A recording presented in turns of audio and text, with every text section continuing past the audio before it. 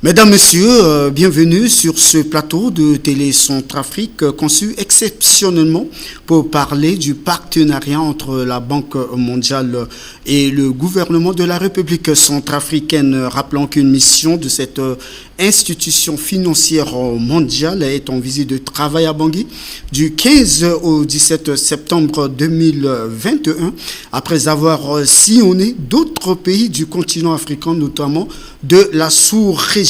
La question qui nous préoccupe est celle de savoir sur quoi est axé désormais le nouveau partenariat entre la Banque mondiale et le gouvernement de la République centrafricaine. Pour en parler, nous recevons sur ce plateau le vice-président de la Banque mondiale, M. Ousmane Diagana, chef de mission à Bangui. Il est chargé donc de l'Afrique centrale et de l'Afrique de l'Ouest. Monsieur le vice-président, merci d'avoir accepté notre invitation et bienvenue dans les locaux de la télévision centrafricaine. Merci beaucoup, très ravi d'être dans ces locaux. Alors, comme nous venons donc de l'annoncer, vous avez diligenté une mission qui a passé 3 jours en République centrafricaine. Qu'est-ce qu'on peut déjà retenir de cette mission ? Merci beaucoup. Très content d'être en République centrafricaine. La première visite que j'entreprends ici dans le cadre de mes fonctions de vice-président pour la région de l'Afrique de l'Ouest et l'Afrique centrale. C'est une région aux potentialités énormes qui a un partenariat avec la Banque mondiale depuis plusieurs années. C'est une région qui compte des populations à la fois nécessiteuses, mais en même temps des populations extrêmement entreprenantes. Et la Banque mondiale veut s'appuyer sur le potentiel énorme de cette région, sur les capacités de ces populations dynamiques, mais également contribuer à travers sa mission de créer les conditions pour lutter contre la pauvreté, surtout pour les populations les plus vulnérables. Alors, lors de votre séjour à Bangui, vous avez eu à rencontrer les autorités de ce pays. Quel message que vous avez eu à livrer à ces autorités ? En effet, j'ai eu le privilège d'être reçu par son Excellence Monsieur le Président de la République. J'ai eu des séances de travail avec Monsieur le Premier ministre et plusieurs membres du gouvernement. J'ai aussi rencontré les partenaires techniques et financiers, les ambassadeurs. J'ai eu des discussions avec la société civile, donc des femmes leaders, des jeunes centrafricains. J'ai été très émerveillé par d'abord l'ambition que les centrafricains ont pour leur pays. J'ai été également très impressionné de savoir qu'il y a une vision, une stratégie de développement. Il est important que nous travaillions ensemble pour transformer cette stratégie en véritable action de développement, c'est-à-dire des actions qui peuvent contribuer à la création de la richesse, à sa bonne distribution et son partage par conséquent, et à la formation aussi du capital humain pour que, en particulier, les jeunes puissent avoir les moyens qui les rendent compétitifs, c'est-à-dire pouvoir être employés. La Banque mondiale, dans tous ces domaines, finance des projets extrêmement importants. J'ai passé des messages clairs à l'ensemble de nos intervenants qu'il est urgent que ces projets s'exécutent rapidement et que leurs résultats soient visibles sur le terrain pour les populations. Je leur dis également que la paix, la sécurité et la stabilité sont le socle, ou en tout cas la fondation pour que le développement puisse se faire. Il est relativement facile de mobiliser des ressources financières, mais il est plus difficile de faire en sorte que ces ressources impactent qualitativement la vie des populations s'il n'y a pas de paix, de sécurité. Donc notre message est que tout doit être mis en œuvre par les autorités, mais également par les populations pour que la Centrafrique soit une terre de paix. Et ainsi, des investissements nouveaux viendront. Alors, cela dit, vous voulez dire aux autorités du pays qu'il y a une rupture par rapport à l'intervention de la Banque mondiale en faveur de la République centrafricaine et que la Banque mondiale a maintenant une nouvelle vision. Alors, quelle est l'orientation de cette nouvelle vision ? Alors, notre vision, elle est simple. Elle s'adosse, bien sûr, à la vision de développement du pays, en considérant que cette vision de développement national a été préparée de manière inclusive, parce qu'on travaille pour les populations. On doit travailler avec les populations. C'est ce que vous appelez le capital humain. Le capital humain est une des dimensions essentielles et l'éducation, la santé, la protection sociale sont des dimensions diverses mais complémentaires de ce capital humain.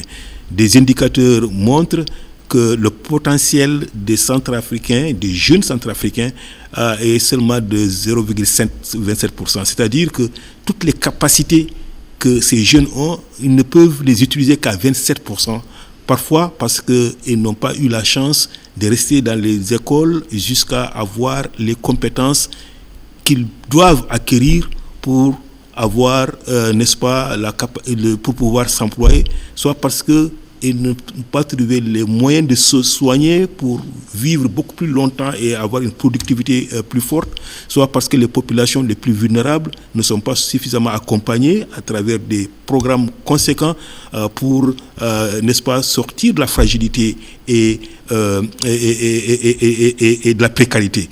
Ce matin, j'ai signé avec son Excellence, Monsieur le Président de la République, un programme de 50 millions de dollars, c'est-à-dire à peu près 42 milliards de francs CFA, pour contribuer au renforcement de ce capital humain. Mais il n'y a pas que ça. La Centrafrique est un pays d'agriculture. C'est un pays qui est riche de ses forêts. C'est un pays d'élevage.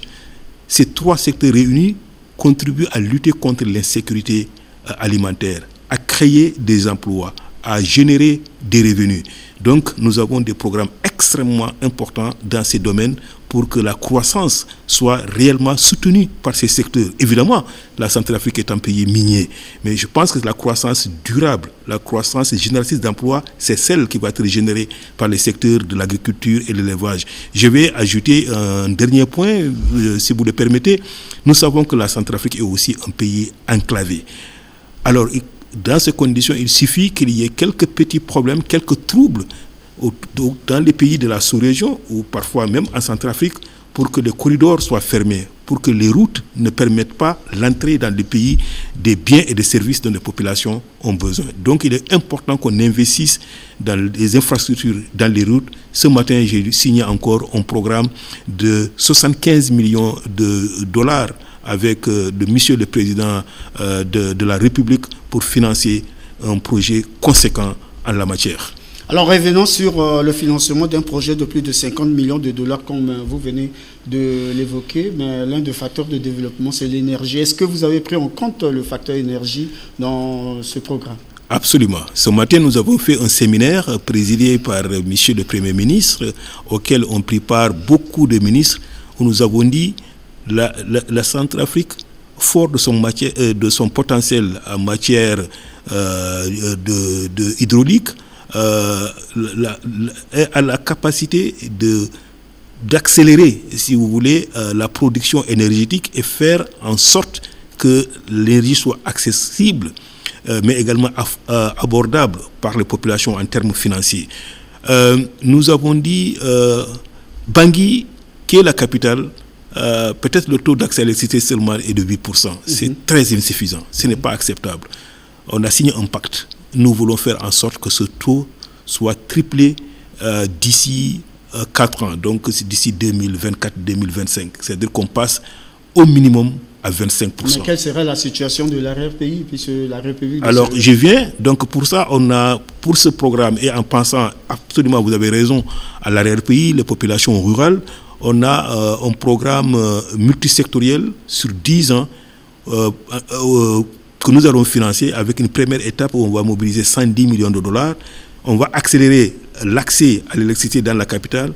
On va s'appuyer sur les nouvelles technologies, mais également sur le solaire, sur le stockage des batteries pour accélérer aussi l'électrification en milieu rural. Sans électricité en milieu rural, le secteur de l'éducation ne se développera pas. La santé ne se développera pas. Certainement, la valorisation de la filière agricole à travers les chaînes de valeur ne pourra pas avoir lieu. Donc, l'électrification rurale est absolument une priorité dans le cadre des interventions que nous allons mener ici en Centrafrique pour assurer les conditions d'un meilleur accès à l'électricité pour toutes les populations. Alors dans votre projet, le nouveau capital humain, vous faites allusion à l'éducation. Quel sera donc l'appui de la Banque mondiale en faveur de la République centrafricaine dans le système éducatif? Ça va être un appui holistique, comme on dit. On va intervenir sur toute la chaîne, de l'enseignement primaire à l'enseignement secondaire, en passant à l'enseignement supérieur, en passant par le secondaire. On paiera une attention très particulière à la formation professionnelle, parce qu'il s'agit de renforcer les capacités des apprenants pour pouvoir être employables, comme je l'ai dit, mais également pour être de bons citoyens. C'est l'éducation qui donne toutes ces capacités ou tous ces atouts aux populations. Mais nous allons aussi faire en sorte qu'on table sur les nouvelles technologies, une fois de plus, pour renforcer la qualité. Un facteur nouveau dans le programme, et je suis très content que mes collègues ont pu réfléchir à ça. Avec le gouvernement, nous sommes convenus d'introduire l'enseignement de la langue sango, ce qui est extrêmement important. Si la qualité de l'éducation est bonne aujourd'hui dans beaucoup de pays, que ce soit la Chine, le Japon, la France, l'Allemagne, l'Angleterre, c'est parce qu'ils enseignent leurs enfants dans leur langue. Quand on commence à l'école par l'instruction dans sa langue maternelle, on développe les aptitudes pour être quelqu'un qui comprend facilement toutes les autres matières, quelles que soient les langues dans lesquelles elles sont enseignées, qu'il s'agisse des mathématiques, qu'il s'agisse des sciences, qu'il s'agisse de la littérature. Parce que, évidemment, nous sommes dans un monde ouvert. La langue nationale, son instruction est importante donc pour l'éveil des consciences. Son accompagnement par des langues autres, des langues étrangères, permettra de faire en sorte que la Centrafrique reste un acteur solide dans le concert des nations. Mais ce qui reproche souvent au système éducatif actuel de la République centrafricaine, c'est l'inadéquation de la formation et l'emploi. Parce que, dit-on que l'université, ou la plupart des universités du pays forment les jeunes au chômage. Alors, dans d'autres pays, nous avons ces informations qu'il y a une société qui est l'une des filières de la Banque mondiale, à savoir la Société financière internationale, qui appuie donc les jeunes entrepreneurs. Est-ce que vous avez pris ça en compte pour que, à la fin, par rapport à votre nouvelle vision, que les jeunes centrafricains puissent être entrepreneurs à la fin de leurs études? Absolument, et c'est la raison pour laquelle j'ai beaucoup insisté sur la formation professionnelle. Et on ne doit pas se limiter tout simplement à faire l'inventaire des types de formation qu'on doit faire. Bien entendu, il faut une réflexion stratégique. Je pense que dans ce cadre-là, il y a des assises ou en tout cas des discussions inclusives qui vont avoir lieu pour faire une sorte d'état général du système éducatif. Nos collègues sont en train de travailler sur un document. Des experts de la Banque mondiale viendront ici en Centrafrique à un moment donné pour que dans le cadre d'un dialogue sur le secteur de l'éducation, on puisse répondre à ces questions-là. Comment rendre le système éducatif performant dans son ensemble, mais surtout comment faire en sorte que les jeunes centrafricains, les jeunes centrafricaines qui vont sortir de ce centre aient les compétences qui leur permettent d'être compétitifs sur le marché du travail. Et ça demande, dans ce contexte de discussion, que le secteur privé soit impliqué.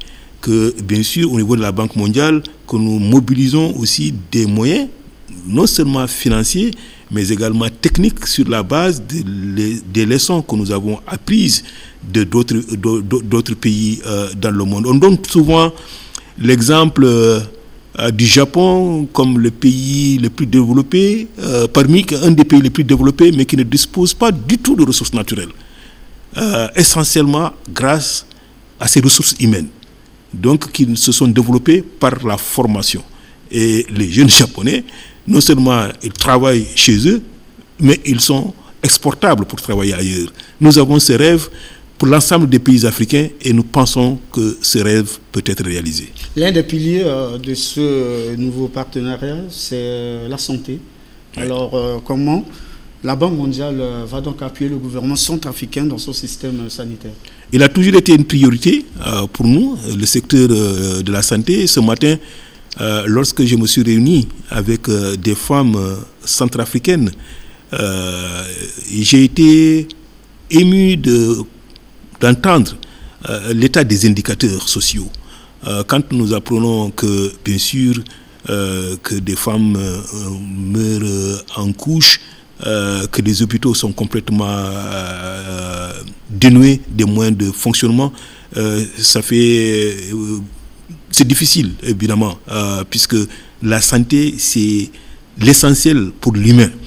Donc, elle fait partie de nos priorités. Nous avons déjà, par le passé, financé des programmes.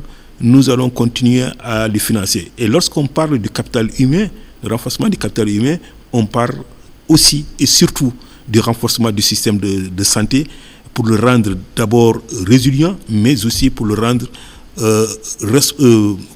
capable de répondre aux besoins des populations, surtout les plus vulnérables et les plus faibles. Parlons maintenant des infrastructures. Nous savons que la Banque mondiale appuie le gouvernement surtout dans la construction du corridor Bangui-Garamboulaye qui ravitaille donc le pays.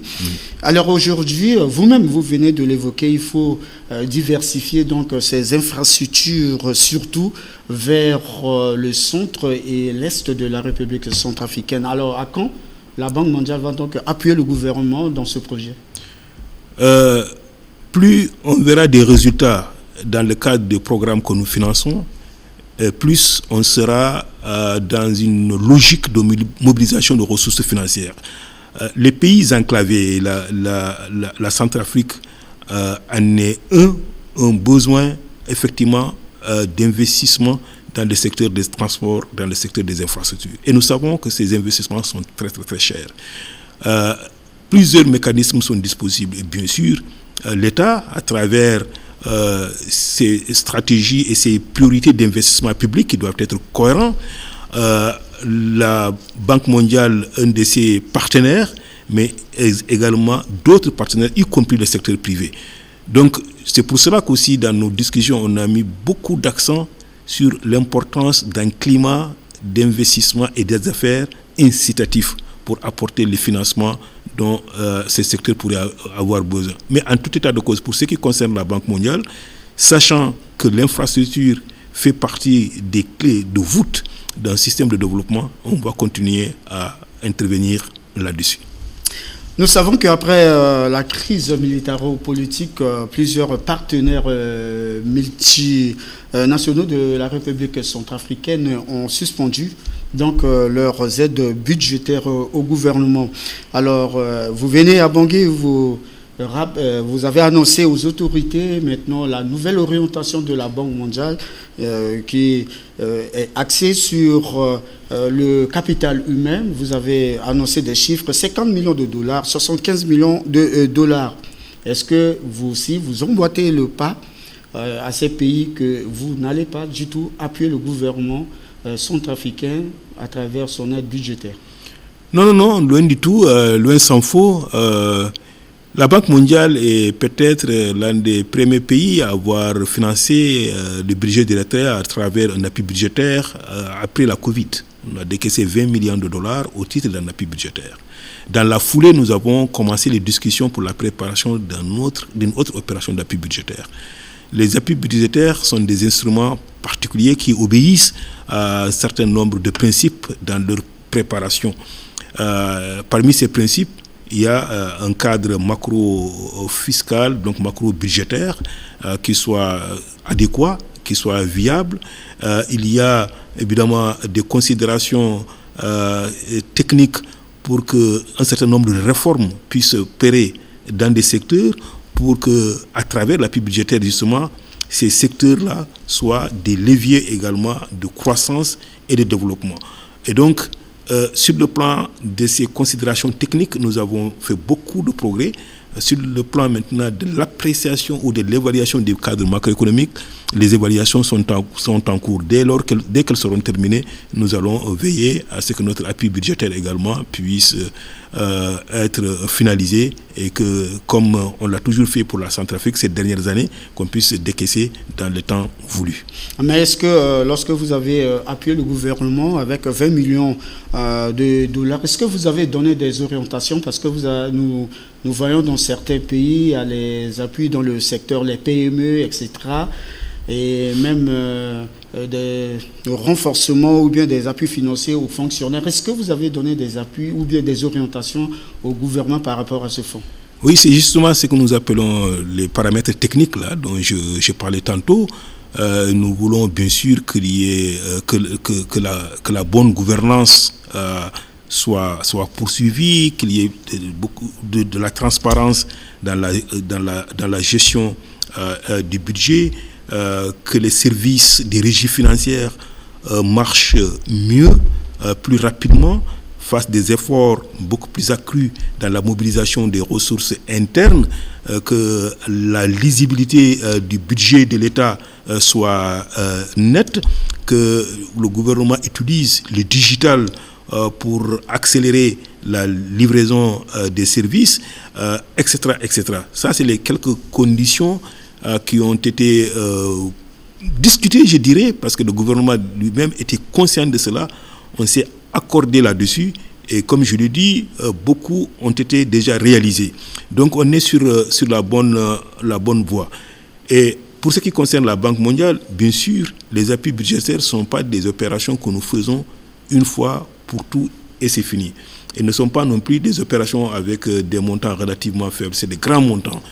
Celui qui est en cours de préparation, c'est 50 millions de dollars, en principe qui doit être suivi d'une autre opération d'à peu près 70 millions de dollars. Donc c'est une période relativement courte où on peut mobiliser 120 millions de dollars. Et étant donné que les appuis budgétaires, c'est des ressources fongibles qu'on peut utiliser pour évidemment aider l'État à faire face à ces dépenses de souveraineté ou à d'autres dépenses qui sont supportées par le budget de l'État, ce cadrage macroéconomique est extrêmement important pour veiller à ce que ces ressources vraiment ciblent et atteignent leurs objectifs en matière de bonne gestion économique, de financement des secteurs sociaux et de renforcement des capacités de production au niveau du pays. Alors, en octroyant donc ces fonds pour le financement de ces projets, est-ce que vous avez exigé un délai d'épurement de cette enveloppe à l'endroit du gouvernement? Alors, on n'impose pas de délai. Nous pensons que pour la prévisibilité du budget, pour une réponse rapide aux besoins des populations, il est bien que ces ressources soient utilisées à temps. Ça, c'est un premier facteur. Le deuxième, il y a une grande compétition entre les pays pour l'accès à ces ressources. C'est ça qui est important. Voilà. Une grande compétition. Donc, ceux qui vont vite et bien ont souvent beaucoup plus de chances de mobiliser plus de ressources. Et c'est ce qui reproche souvent aux Centrafricains. Vous bénéficiez des financements, mais vous n'épurez pas. Oui, ça c'est un élément, quoique je dois admettre que cette année, par exemple, malgré la Covid et les conditions très difficiles dans lesquelles tout le monde a travaillé, y compris le personnel de la Banque mondiale qui œuvre avec les Centrafricains pour une bonne utilisation des ressources que nous mettons à la disposition du pays dans le cadre de ces opérations, la Centrafrique a réalisé un taux de décaissement de 26%. C'est l'un des taux les plus élevés dans la sous-région. Donc, il y avait des difficultés d'absorption des ressources, il y a des améliorations, mais je dis toujours, au-delà de la mobilisation et de la dépense, il est encore plus important de s'assurer que la qualité de ces dépenses, donc leur impact sur les conditions de vie des populations, leur capacité à contribuer à transformer l'économie, à faire en sorte que quand le citoyen lambda va quelque part dans son village, ou bien même ici à Bangui, il voit que les services s'améliorent, qu'il y a des infrastructures nouvelles qui se créent. Ils disent, voilà là où va l'argent de la Banque mondiale. Pour moi, ça c'est l'indicateur le plus important. Et lorsque je vais revenir ici dans une prochaine année, je voudrais parcourir certaines routes que j'ai vues ici à Bangui et je sais que le gouvernement y travaille avec tous ses partenaires.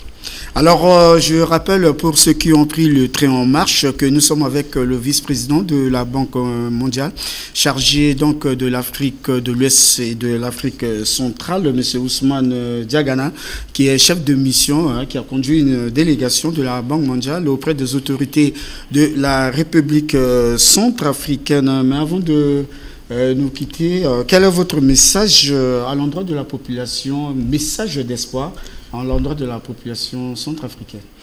D'abord, message de solidarité. Vous savez, la Centrafrique, à l'instar de tous les pays du monde, fait face à une crise très grave. La Covid-19, qui a tué, qui continue de tuer, qui a fermé les économies, qui a fait que les populations ont perdu leur moyen de subsistance. Et dans un pays comme la Centrafrique, où il y avait avant la Covid d'autres crises, des crises sécuritaires, des crises humanitaires, avec conséquences sur la disponibilité même de l'alimentation, qui est dans un environnement géographique des plus contraignants, parce que d'autres pays qui vous entourent aussi sont dans des crises. Évidemment, nous devrons montrer cette solidarité. Et donc, mon deuxième message, c'est celui d'être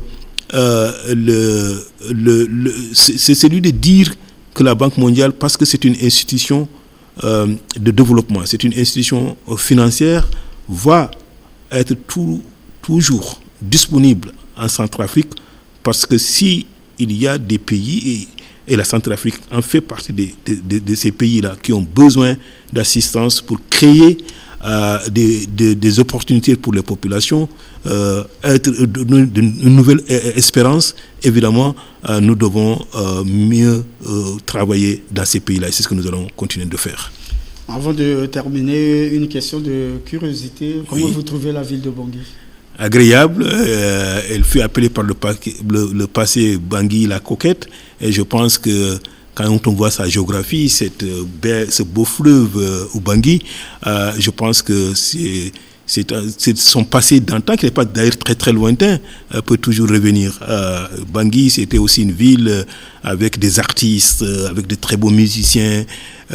Évidemment, avec le retour de la paix, je pense que ces locaux pourront être ouverts. Et comme ça, quand on va venir, on ne va pas seulement être dans les bureaux, parler de développement ou d'infrastructures, mais également on va nourrir de la beauté de la ville, de son art et de sa culture. Voilà, c'est le mot de la fin donc du vice-président de la Banque mondiale, M. Ousmane Diagana, qui est vice-président de la Banque mondiale, chargé de l'Afrique de l'Ouest et du Centre, chef de délégation de cette institution financière mondiale en visite de travail à Bangui, qui a eu à rencontrer donc les hautes autorités du pays. Alors nous vous remercions d'avoir accepté de passer donc dans les locaux de Télé Centrafrique. Tout le plaisir est mien. Merci pour le temps. Merci pour cette causerie. Je repars très satisfait de ça. Merci. Merci beaucoup.